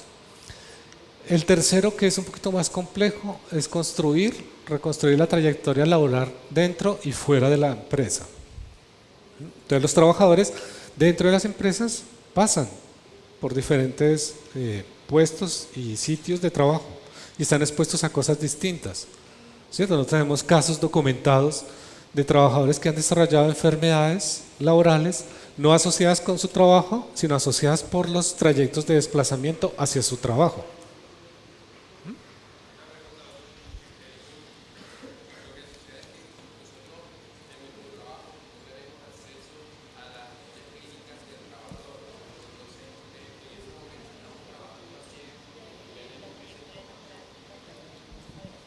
¿Sí me escuchó? Sí, por la historia clínica, pues está protegida, ¿cierto? Lo que nosotros aquí, por eso la importancia de tener un equipo, ¿cierto?, interdisciplinario.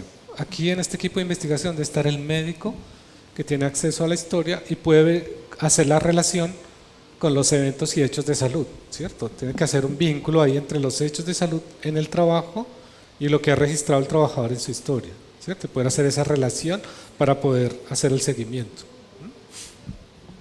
Mire, en la historia de la trayectoria laboral tenemos casos, ¿cierto?, que muestran que, como les decía, un trabajador desarrolla una enfermedad laboral que no se puede explicar por el trabajo que hace, sino se explica por lo que estuvo expuesto en el trayecto que va desde que ingresa a la empresa hasta que llega a su sitio de trabajo. El primer caso de esto documentado, hay inclusive una película que habla de este caso, y es en Alemania, una gran empresa que se dedica a vender vestimenta, hacía todas sus compras de vestimenta en los países del sureste asiático, en Bangladesh, en Singapur, y la ropa se fabricaba allá, se empacaba, se enviaba por un container al puerto de Hamburgo y de Hamburgo llegaba a las ciudades donde en un sitio como este, ¿cierto?, completamente bien resuelto todos los problemas de saneamiento básico y seguridad en el trabajo, o sea, tenía luz apropiada, tenía ventilación apropiada, el trabajador estaba en las condiciones apropiadas. Empezaron a encontrar que las trabajadoras desarrollaron alteraciones neurológicas, ¿cierto? Entonces al final del día, cuando salían del trabajo, se paraban en la puerta y no sabían para dónde iban. Empezaron a tener hemorragias espontáneas en la noche, alteraciones del sueño. Entonces estas personas fueron al servicio médico y empezaron a investigar y encontraron que habían estado expuestas a un agente neurotóxico. Entonces la pregunta era, bueno, ¿y en dónde? Porque el trabajo, ¿en qué consistía? En que llega un contenedor, ellas desempacan la ropa, la colocan en ganchos, ¿cierto? Y las preparan para pasarlas a exhibición. Entonces cuando se empezó a hacer la investigación se hizo la trazabilidad. Entonces ustedes saben que en los países del sureste asiático, como en Colombia, todavía se utilizan agentes químicos que están prohibidos en otros lugares del mundo, ¿cierto? Entonces, ¿qué hacían allí? Antes de empacar la ropa, para evitar las plagas en el contenedor, la rociaban con una combinación, ¿cierto? Ellos llaman una mezcla de diferentes agentes que incluía, esa combinación producía ciertos efectos neurotóxicos. Entonces esto se cerraba la caja, se cerraba el contenedor y quedaba herméticamente cerrado y viajaba 2 o 3 meses por varios climas hasta llegar a Hamburgo. Y cuando las trabajadoras lo destapaban, ¿qué hacían? Lo inhalaban, ¿cierto? Y ahí se empezó a producir. Eso fue lo que dio origen a esa norma europea que ustedes conocen de buenas prácticas de fabricación, que obligan a esos países a no usar ese tipo de agentes químicos.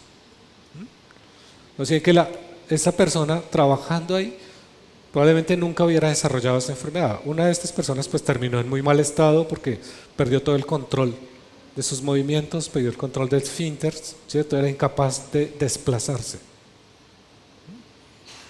Si solamente cuando ese agente se asoció al trabajo y a la condición de ella, se produjo el efecto que es la enfermedad, ¿cierto? Entonces por eso es muy importante tener todos los elementos de asociación y los de trayectoria laboral, ¿cierto? Entonces, por eso estos 4 aspectos son esenciales en el proceso de investigación.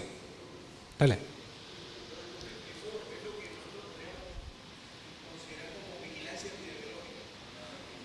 Hace parte de la vigilancia, ¿cierto?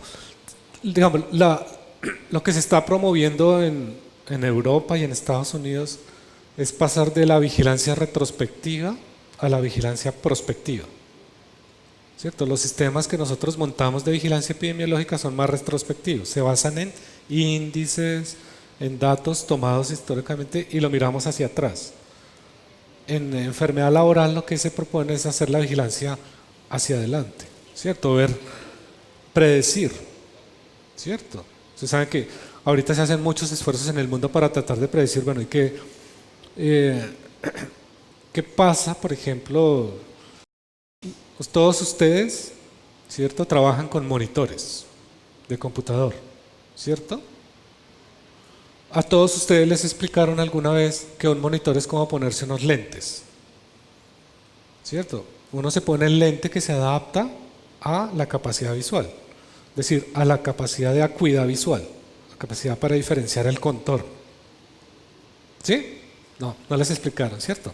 Entonces ustedes saben que un monitor, normalmente cuando uno se sienta en un monitor, la regla, esto es una disciplina que se llama ergo-oftalmología, desarrollada en Suiza, en el laboratorio de ergo-oftalmología del Ministerio del Trabajo. Y ellos establecieron 3 o 4 cosas básicas para los trabajadores. Entonces, cuando yo me siento en un puesto de trabajo frente a un monitor, lo primero que tengo que hacer es que el monitor funcione sincronía con mis ojos, ¿cierto? Con mi capacidad visual. Ustedes saben, los hombres y las mujeres tenemos diferencias para ver colores, ¿cierto? Las mujeres ven más unas escalas cromáticas que los hombres. Las mujeres y los hombres tenemos diferencias para la acuidad, para ver el contorno, la definición. Entonces ellos dicen, mire, lo primero que hay que hacer, usted se sienta frente al monitor y lo pone a 0. 0 quiere decir monitor negro. Y luego lo va ajustando en brillo, contraste, hasta que encuentra el punto en el que usted ve perfectamente, en la posición que trabaja. Y ahí es cuando usted trabaja. Esa es la primera regla. Entonces el monitor se ajusta como unas gafas, queda a mi medida. La segunda regla es la frecuencia de parpadeo. ¿Eso qué es? ¿Alguna vez han visto en el noticiero cuando ponen una cámara frente a un monitor que pasa una línea negra? ¿Cierto? Esa no la vemos, pero es la frecuencia de parpadeo. La frecuencia de parpadeo está asociada a los hertz del monitor, ¿cierto? Entre más mala la frecuencia de parpadeo, ¿cierto? Más mala la mancha y más la velocidad. Entonces, cuando la frecuencia de parpadeo es mala, afecta el funcionamiento de la retina, ¿cierto? Porque hay que hacer más fuerza para mantener la posición, ¿cierto? Y ustedes pueden hacer el profesor que desarrolló esto nos decía, hagan un ejercicio simple. Váyanse al espejo de su baño y abran, ¿cierto?, su ojo y miren el cambio de color, ¿cierto? Van a ver que hay una franja amarilla, ¿cierto? Y en la parte superior la franja blanca y en la parte inferior la franja blanca. Él decía, esa franja amarilla, la intensidad está asociada a la calidad de parpadeo del monitor. Es decir, es como si nos estuviera quemando esa parte, ¿cierto? Y todos estamos expuestos a eso, todo el tiempo. pero uno no sabe que está expuesto a eso. Entonces en enfermedad laboral sucede lo mismo, ¿cierto? En enfermedad laboral uno no sabe a qué está expuesto y cómo eso que está expuesto está actuando o no como un agente activador de una posible enfermedad laboral, ¿cierto? Esa es una de las explicaciones por qué teniendo 10 personas que hacen lo mismo, una desarrolla la enfermedad y las otras 9 no, ¿cierto? Porque hubo un factor, ¿cierto? Un elemento que se asoció a una característica de esa persona y generó la enfermedad. Entonces, por eso es muy importante conocer esos factores de asociación. Esto es tomado de una tabla de decisiones de la OIT que habla de cuando uno está trabajando con enfermedades relacionadas con el trabajo. Entonces, él puede decir que hay dos, dice, ¿no? Hay dos caminos. Uno es que la enfermedad tenga fuerza de asociación, ¿cierto? Y el otro es que no tenga, ¿cierto? Cuando no hay fuerza de asociación, dicen, de todas maneras la enfermedad puede causar dos cosas. El trabajo puede agravar los síntomas. No necesariamente, o sea, no hay una fuerza de asociación entre la condición de la persona y a lo que está expuesto, pero de todas maneras el trabajo puede agravar los síntomas. ¿Por qué lo puede agravar? Porque la enfermedad restringe o reduce la habilidad del trabajador. Entonces, esto es muy importante que lo piensen cuando piensan en reubicación, ¿cierto? Entonces, tengo un trabajador que tiene algún tipo de lesión o enfermedad, ¿cierto? Entonces, yo lo movilizo a otro lugar, pero yo tengo que movilizar tomando en cuenta que él ya tiene reducidas sus habilidades y que donde yo lo pase puede agravar los síntomas, ¿cierto? Entonces, esto es lo que técnicamente se llama prescribir la enfermedad, porque yo lo moví sin tomar en consideración eso y lo pasé a una condición que va a agravar la condición inicial. Ustedes saben que uno de los criterios claves cuando uno recomienda rotación es saber qué se requiere en el siguiente puesto. O sea, qué tiene que aprender el trabajador, qué tiene que realizar el trabajador en el siguiente puesto para saber si se puede o no se puede rotar. La rotación es una de las decisiones con más efectos legales en Europa, ¿cierto? Porque una mala decisión de rotación implica agravar los síntomas de un trabajador. Y ustedes saben que aquí eso es como los dulces, ¿no? En Colombia es como los dulces. Todo el mundo recomienda rotación, ¿cierto? Es lo que con más frecuencia uno ve. Va al médico y dice cambiar de lugar de trabajo, ¿cierto? Ponerlo en otro lugar. Y uno lo rota, pero la rotación se hace sin conocimiento. Y cuando se hace sin conocimiento, lo estoy prescribiendo la enfermedad porque le estoy agravando los síntomas. Entonces, es una de las decisiones más delicadas que uno tiene para tomar cuando tiene un trabajador que está presentando síntomas de una enfermedad laboral. La OIT dice que cuando hay fuerza de asociación, uno puede tener dos posibilidades de que la enfermedad esté originada por el trabajo. Hay un 50% de que el trabajo sea la causa parcial. Y hay otro 50% de que el trabajo no sea la causa, ¿cierto? Entonces, puede ser que, por lo que yo les acabo de mencionar del exposoma y de la exposición a lo largo de la vida, puede ser que el trabajo contribuya o ayude a desarrollar la enfermedad laboral, o puede ser que no, ¿cierto? Entonces, no hay absoluta certeza de que esté directamente asociado. Por eso aquí se busca el consenso y se busca establecer correctamente cuál es la fuerza de asociación. Bueno, entonces, ¿de qué está hecho este método? Entonces, con todos estos elementos que hemos venido mencionando, llegamos a estructurar un método que tiene 5 elementos. El primer elemento es muy importante reconstruir la trayectoria laboral, que es diferente a la trayectoria profesional, ¿cierto? El ejemplo clásico es el ingeniero agrónomo, ¿cierto? Que se gradúa, luego va a trabajar en la finca, pero después de un tiempo se aburre y se vuelve administrador de la empresa lechera y termina siendo gerente, ¿cierto? Entonces cambió de 3 profesiones, pero a lo largo de esos cambios de profesión tuvo una exposición laboral distinta, ¿cierto? Cuando era ingeniero en la finca estaba expuesto a agroquímicos, agentes herbicidas, etcétera. Cuando estuvo en la planta lechera estuvo expuesto a otro tipo de atmósfera y cuando es gerente tiene otra atmósfera, ¿cierto? Entonces hay que comparar, ¿cierto?, esa trayectoria profesional con la trayectoria laboral. Estudios de sociología hechos en Colombia muestran que, por ejemplo, los trabajadores operativos normalmente migran a las ciudades del campo, ¿cierto? Cuando llegan a la ciudad, la puerta de entrada del trabajador al sistema laboral es la construcción, ¿cierto? Entonces empieza a trabajar en la construcción. Luego, en la construcción se especializa.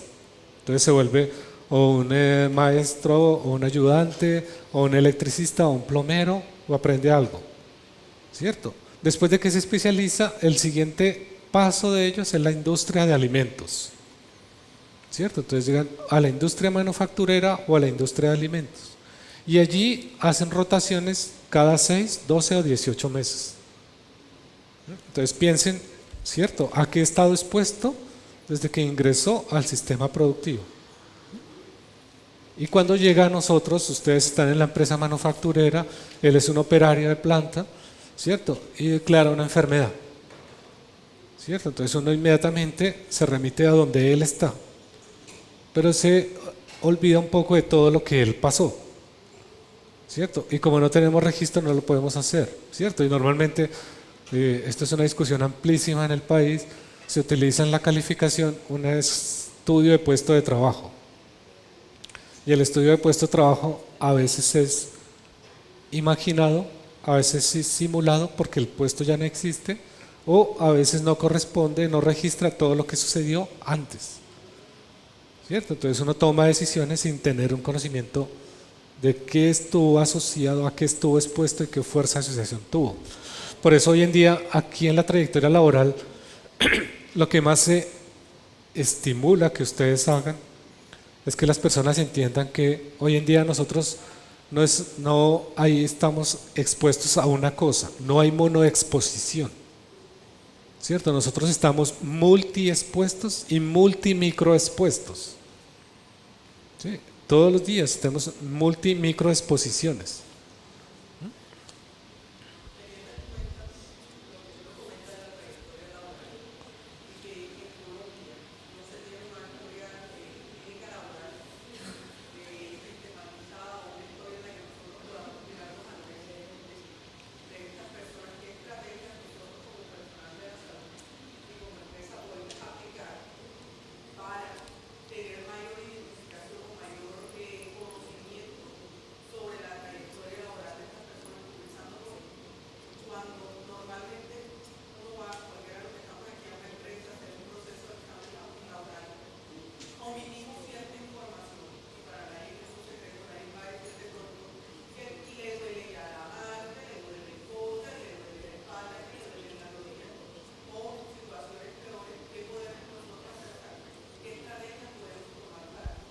Digamos, nosotros lo que hemos hecho acá, lo que le hemos propuesto a la ARL es hacer dos cosas. Una es mejorar la forma como se hacen los exámenes de ingreso, ¿cierto?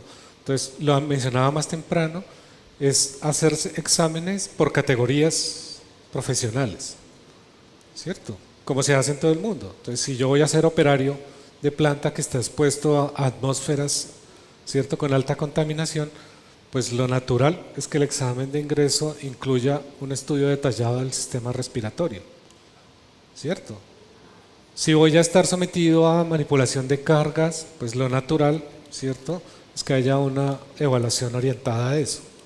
Entonces lo que hay que hacer es salirse de ese examen global y pasarse a exámenes bien diferenciados, ¿sí? Y lo segundo es que la empresa, así como registra todos los accidentes e incidentes, debe registrar todos los hechos de salud, ¿cierto? Saben que si uno quiere buscar hechos de salud, ¿dónde le toca ir? En una empresa. Normalmente nos toca ir a personal, a recursos humanos. ¿Y cómo los encuentra uno? Por los registros de ausencias, ¿cierto? Es la única forma de saber hechos de salud, de resto no hay datos, ¿cierto? Entonces la empresa tiene que registrar los hechos de salud. Y lo otro que estamos trabajando es en esto, en la trayectoria laboral, ¿cierto? Entonces, ahora mismo estamos desarrollando una herramienta que permite seguir la trayectoria laboral en función de las habilidades de los individuos, ¿cierto? Entonces, de acuerdo a las habilidades que él dispone y ha dispuesto productivamente, uno puede reconstruir la historia laboral del individuo. Lo segundo que nosotros proponemos es sistematizar todo lo que son hechos y eventos, ¿cierto? Entonces en el método desarrollamos un formato de registro para cada trabajador de hechos y eventos de salud a lo largo de su vida dentro de la organización. Eso es muy importante, ¿cierto? Porque cuando la empresa entra en una discusión, ¿cierto?, sobre una calificación de una enfermedad laboral, en derecho lo que hay que mostrar son hechos. ¿Cuáles son los hechos que sustentan que sea o no laboral? No los juicios. Yo creo, no, son hechos. Entonces, ¿cuáles son los hechos? La historia de salud del individuo, los hechos y eventos de salud del individuo, ¿cierto? Los hechos de salud de la empresa. Esos son los que van a contribuir a entender la enfermedad laboral. Luego nosotros desarrollamos aquí un método de análisis bivariado que ustedes ven aquí en los extremos. Entonces, ¿qué es lo que vamos a estudiar? En el trabajo y en el trabajador vamos a estudiar de manera bivariada, es haciendo una relación 1 a 1 entre el tipo de exposición y la patología. ¿Cierto? Es el primer análisis bivariado. Entonces, ¿a qué estuvo expuesto? Él estuvo expuesto a un solo agente, a varios agentes o a múltiples condiciones. ¿Y eso cómo se relaciona con la patología? Luego hacemos un análisis de los síntomas.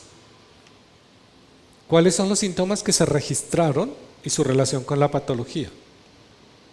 ¿Cierto? Porque ustedes saben, como lo decían allí, ¿cierto? El día que yo ingreso, el médico hace el examen y le pregunta, ¿usted ha tenido algún problema de salud en los últimos 5 años? No. A no ser que sea una cirugía, pues que es evidente, ¿cierto? ¿Ha tenido algún problema respiratorio, cervical, etcétera? No, no tengo nada, ¿cierto? Entonces todo perfecto. Pero luego en el trabajo empiezan a aparecer síntomas, ¿cierto? No es que se me duerme el brazo, o es que los viernes lo siento que es pesado, ¿cierto? Entonces todos esos síntomas hay que registrarlos y empezar a estudiarlos en asociación con la patología para ver, ¿cierto? Miren, nosotros encontramos en una empresa una señora que está en un proceso de calificación de enfermedad por un problema de columna. Y cuando la entrevistábamos, una de las cosas que nos decía, mire, es que a mí me duelen las cejas y las pestañas. ¿Cierto? Entonces cuando uno empieza a hacer la asociación síntoma-patología, empieza a descubrir, ahí de fondo hay algo más, ¿cierto? Hay otra cosa diferente. Entonces, no estamos diciendo que es que el trabajador esté buscando la enfermedad, sino muchas veces nosotros no podemos explicar los síntomas, ¿cierto? ¿Qué es lo que uno está sintiendo? Entonces, parte de la investigación de la enfermedad laboral es hacer la asociación correcta entre el síntoma y la patología. Porque también hemos encontrado casos, ¿no? Un hombro, ¿cierto?, de manguito rotador calificado. Trabajador calificado con manguito rotador, ¿cierto? Después de la calificación lo encontrábamos en el club jugando tenis. ¿Cierto? Entonces ahí hubo un problema grave entre la asociación, entre el síntoma y la patología, ¿cierto? No se entendió correctamente, entonces hay que hacer el análisis correcto. Lo otro que hay que hacer es la relación entre el individuo y la patología, ¿cierto? Entonces cada persona tiene una relación y una manifestación específica con respecto a la patología, ¿cierto? Entonces en 1.100 trabajadores del sector de las flores, ¿cierto?, más o menos el 10% de ellas declaraba presentar escozor, dolor y a veces cosquilleo en la planta de la mano, a la zona tenar e hipotenar. Y eso se producía generalmente en las mañanas. Y ellas normalmente comienzan a trabajar a las 5 de la mañana y terminan a las 4 de la tarde. Cuando un sociólogo de nuestro equipo empezó a hacer la investigación, encontramos que la mayoría de estas mujeres son madres de cabezas de familia, mayores de 40 años, viven en condiciones difíciles, tienen 1 o más hijos, ¿cierto? Y las labores de hogar las desempeñan entre las 1:30, 2 de la mañana y 4:30 de la mañana. Entonces cuando estas personas llegaban a trabajar, pues tenían los síntomas, ¿cierto?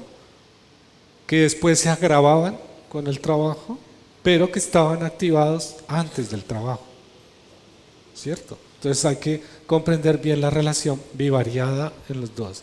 Y lo otro que nosotros estudiamos es la actividad. Entonces en estas mismas trabajadoras, ¿cierto? El trabajo que ellas hacen es con unas tijeras cortar en el cultivo ciertas partes de la flor mientras el tallo crece. Entonces, dependiendo del cultivo, el corte se hace siguiendo el alineamiento de la mano o se hace girando la mano, ¿cierto? Eso es lo natural. Normalmente las empresas compran tijeras para hacer ese corte, ¿cierto? Entonces hay dos tipos de tijeras. Una tijera que permite el cambio de posición y otra tijera que no lo permite, pero obliga a hacer ciertas adopciones.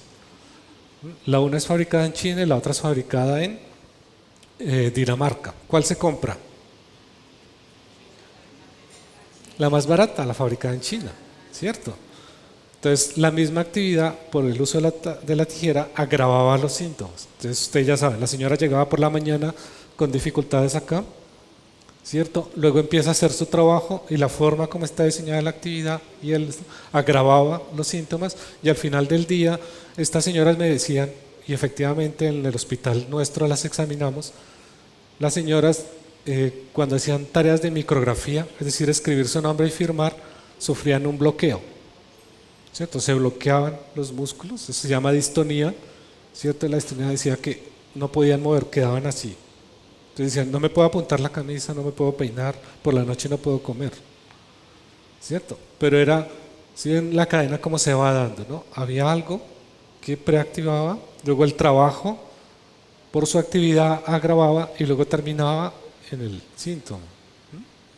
Y eso era un problema porque teníamos una bolsa muy grande de mujeres que estaban estudiándose para hacer cirugía del síndrome, ¿cierto? Y la decisión era si hay que hacerla o no hay que hacerla. Y ustedes saben que en el síndrome del túnel del carpo, pues, hay muchas suposiciones, ¿cierto? Muchas hipótesis. Yo hablo de eso porque es la patología ahorita de mayor impacto, ¿cierto? Entonces, cuando van a hacer el examen, hacen una prueba de Tinel y Funnel, pero esas pruebas en la literatura científica tienen poca especificidad, no son específicas y tienen baja sensibilidad, o sea, no son sensibles a la patología. Entonces se utiliza como prueba de diagnóstico. Lo otro que se usa es la electromiografía de aguja para ver la conducción del nervio. Pero cuando ustedes miran la morfología del túnel, ven que hay mucho tejido graso, ¿cierto? Y cuando hay mucho tejido graso, el tejido graso puede ser uno de los elementos que comprime el nervio. Entonces, no es la actividad de los lumbricales que hacen esto, sino es la cantidad de grasa que comprime el nervio. Entonces, uno hace la cirugía de túnel y no resuelve el problema, porque el problema era otro, ¿cierto? Entonces hay muchos problemas de lo que yo mencionaba antes, de inespecificidad de la patología, ¿cierto? Entonces las decisiones se toman sin tener claramente qué es lo que sucede, ¿cierto? El año pasado hicimos un estudio de epicondilitis medial y lateral en trabajadores que movilizan boinas, o sea, cilindros muy pesados. Teníamos un paquete de 20 trabajadores diagnosticados con epicondilitis medial y lateral, ¿cierto? Los sometimos a nuestras pruebas, tomando test específicos, haciendo pruebas de electromiografía de movimiento y encontramos que de ese paquete que teníamos, solo uno era una epicondilitis. Los otros eran problemas de hombro, ¿cierto? Mal diagnosticados. Entonces estaba calificado por una cosa que no es, ¿cierto? Lo habían restringido para el codo y lo habían puesto en tareas que agravaban lo que sí era, que es el hombro. Entonces lo que esperamos que suceda es que ya van a tener una doble calificación. Calificaron algo que no es y ahora sí van a tener que calificar lo que sí es. Todo por el problema de el mal diagnóstico, ¿cierto? Entonces por eso el análisis bivariado aquí es muy importante. Y ustedes el gráfico que ven aquí es el estudio de los efectos potenciales. Entonces aquí identificamos una serie de hechos que están representados en círculos, pequeños circulitos de colores, y aquí identificamos los efectos potenciales.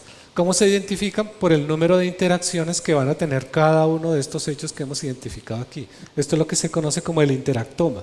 Entonces aquí estamos estudiando es qué tanta fuerza de asociación pueden tener estos o con esos.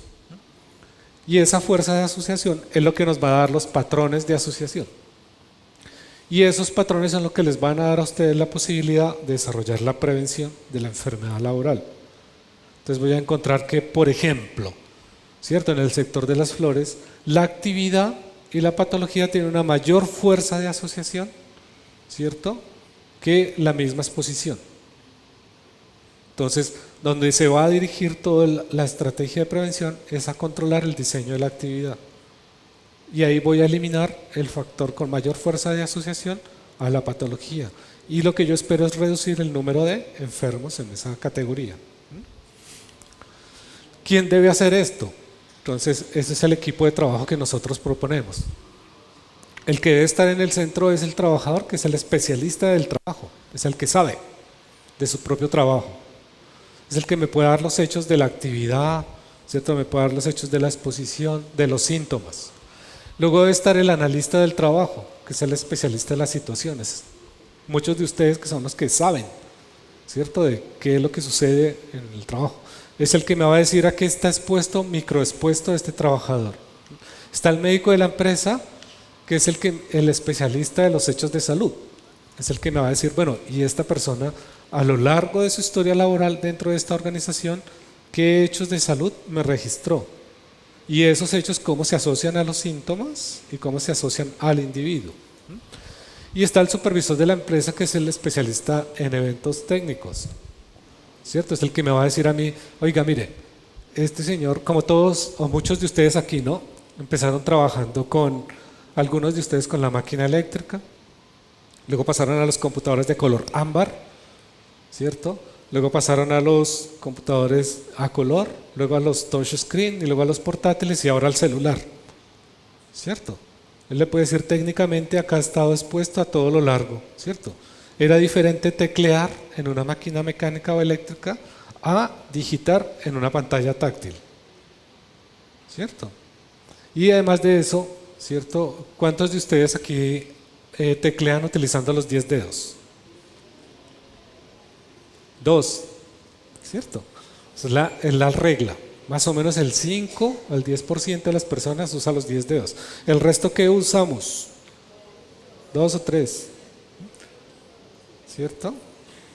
Entonces, ¿cuántas veces hagan un ejercicio simple? En un estudio que hicimos en personas que registran historias en una caja de compensación. Entonces, ¿qué recibe la persona? Un formulario.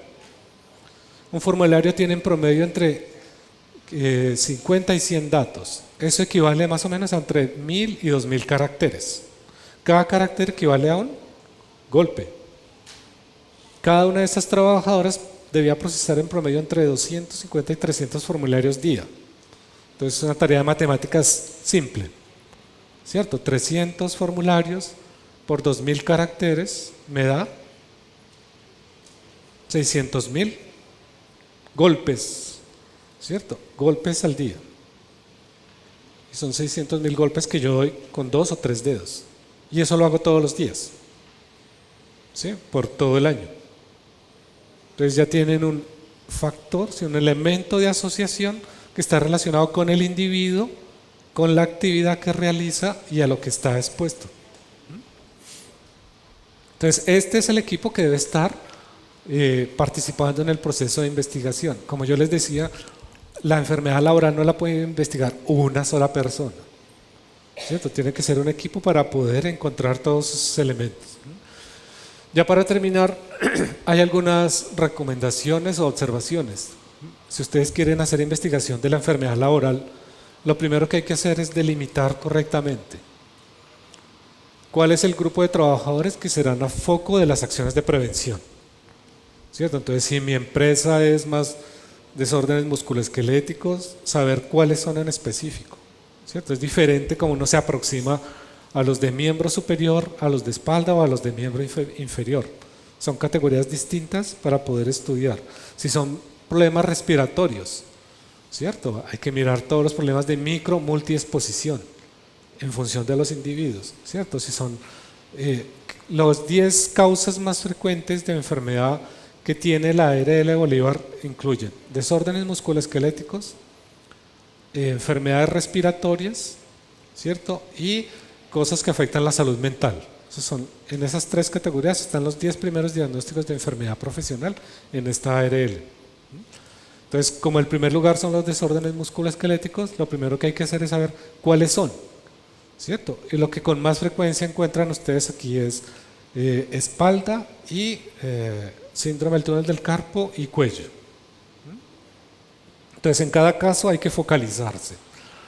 Lo segundo es verificar de verdad dónde es que uno requiere medidas y acciones de prevención específica.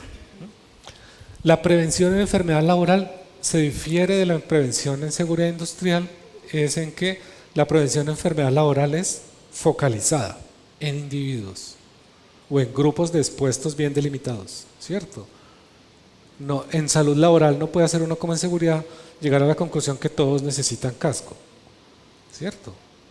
Entonces tiene que ser bien centrada, bien focalizada. El tercer aspecto que aquí aparece es determinar las acciones previas. Entonces uno tiene que saber qué fue lo que sucedió antes. ¿Por qué? Porque ustedes van a encontrar en las empresas trabajadores que saben más de su enfermedad que el médico que los atiende. Nosotros tenemos una capacidad de aprendizaje fuertísima en ese dominio. Además de eso hay un efecto que se llama beta change, que ustedes lo conocen, y es que cada vez que uno está expuesto a una pregunta, uno aprende para qué es la pregunta y cuál es la respuesta que se debe dar a la pregunta, ¿cierto? Entonces, si a uno le pregunta a un trabajador, ¿cierto que a usted le duele el hombro? ¿Cierto? Y va a contestar sí, y es capaz de describir el síntoma perfectamente. Entonces hay que saber qué se hizo previamente para saber qué tanto nivel de conocimiento tiene el trabajador, a qué cosas ha estado expuesto en términos de prevención y saber por dónde se va a encaminar, ¿no? Y el último aspecto es establecer si existen datos relevantes sobre salud, seguridad y operatividad en el sistema. Como ustedes saben, pues nosotros hicimos un estudio en 110 empresas de Colombia. El criterio de inclusión de las empresas era uno solo, que las empresas tuvieran un sistema de gestión de salud y de seguridad. De esas 110 empresas, el 30% estaba además certificada. Cuando hicimos el estudio encontramos que de esas 110 empresas, que incluía grandes empresas de 5 sectores económicos, más o menos el 80% no tiene datos que permitan hacer trazabilidad. ¿Cómo hace trazabilidad uno? Con datos de mínimo 3 años, ¿cierto? Entonces no hay datos consistentes. ¿Por qué? Porque las prácticas de seguridad y en salud son, ¿cierto? Son como, no son continuas, ¿cierto? Técnicamente se llaman discretas. O sea, se producen los registros solamente cuando hay picos de eventos. De resto, los registros no se tienen sistemáticamente, ¿cierto? Entonces uno tiene los hechos así que destacan, pero no los datos continuos de un proceso, ¿cierto? Y en salud mucho menos.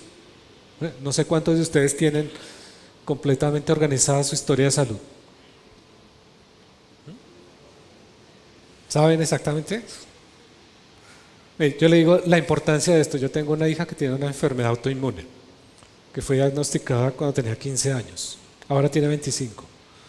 Y hemos tenido que construir la historia de ella durante 10 años, paso a paso, ¿cierto? Porque cada vez que uno va al médico hay que volver a cero, ¿cierto? Y reconstruir todo, ¿sí? Hay que volver a revisar todo. Ahora piensen aquí en el sistema nuestro de seguridad social, que el médico cambia. Cada vez que yo voy al sistema ya no es el médico, sino le asignan uno diferente. Entonces hay que volver a empezar, ¿cierto? Entonces el sistema genera esos propios vacíos. En las empresas no puede suceder eso, ¿cierto? Uno tiene que tener el registro del sistema de los datos de salud. ¿Cierto? Esto, mira, esto no es una advertencia que nosotros estamos haciendo. Esto es un llamado de atención que hizo la OIT este año, hace 4 semanas, en el Congreso Mundial de Prevención a todos los países. Y les dijo, miren, si ustedes no ponen atención a esto, no registran esto, el problema que se viene en adelante es gravísimo. Y más porque ustedes miren, como alguien lo decía, es que aquí no hay historias sistematizadas, ¿cierto? Uno no sabe pues, cuántos años hace que el sistema dejó de hacer prevención primaria, ¿cierto? Acciones básicas de saneamiento. Hace muchos años, ¿cierto? Ustedes saben que hace 2 semanas acaban de informar que se generó una superbacteria de malaria, ¿cierto? Y eso es gravísimo. ¿Por qué? Porque una superbacteria de malaria no tiene forma de controlarse. Y se espera que en los próximos 2 años llegue a Sudamérica. O sea que en 2 años empezamos a tener los primeros eventos de supermalaria en Colombia. Ustedes saben, somos un país subtropical que al año reporta muchas muertes por malaria. Si llega la supermalaria va a ser gravísimo. Piensen en trabajadores, los que tienen aquí trabajadores de la industria del petróleo, ¿cierto? Que están en campo, están en las selvas, van a estar expuestos, ¿cierto? Y eso ya lo tenemos, ya lo sabemos, pero nosotros no registramos los hechos. ¿Cuáles son los hechos de salud de los trabajadores respecto a la malaria? ¿Cuáles son los síntomas que hay que registrar? ¿Cierto? ¿Cuáles son los eventos a los cuales hay que estar atentos? Eso no se hace, solo hasta cuando el caso aparezca vamos a reaccionar, ¿cierto? Pero el proceso de prevención no se hace. Entonces, ya lo sabemos con desórdenes musculoesqueléticos, todos lo saben, todos ustedes lo viven en las empresas, cada vez tenemos una bolsa más grande de gente, ¿cierto? Nosotros empezamos un estudio de dolor crónico secundario a un desorden musculoesquelético. Empezamos con 400 trabajadores, en este momento vamos con 800 que han ingresado. Ahora, eso es complicado, ¿no? Saben que es vivir con dolor crónico y trabajar. Eso implica que hay personas en nuestro programa que consumen hasta 30 medicamentos diarios para poder mantenerse productivos. Entonces el problema de la enfermedad laboral es una cosa que hay que empezar a investigar. Hay que salir de esa bucle de solo registrar y reportar, ¿cierto? Hay que investigar. Si uno investiga, aprende. Si uno aprende, puede explicar. Y si explica, puede prevenir, ¿cierto? Y para terminar, ¿cuál es el concepto básico de prevención? ¿Cierto? La prevención es conocimiento aplicado a la acción. Entonces yo no puedo si no conozco. Entonces yo no puedo prevenir si no conozco. Y en salud y en enfermedad laboral, si yo no conozco qué es lo que activa la enfermedad laboral, pues no puedo hacer prevención. Por eso solo hacemos contingencia. Registramos la persona y la remitimos. Pero el elemento germinal sigue allí, en la empresa, y va a seguir generando. Bueno, eso era todo lo que tenía para contarles. Muchas gracias por la atención.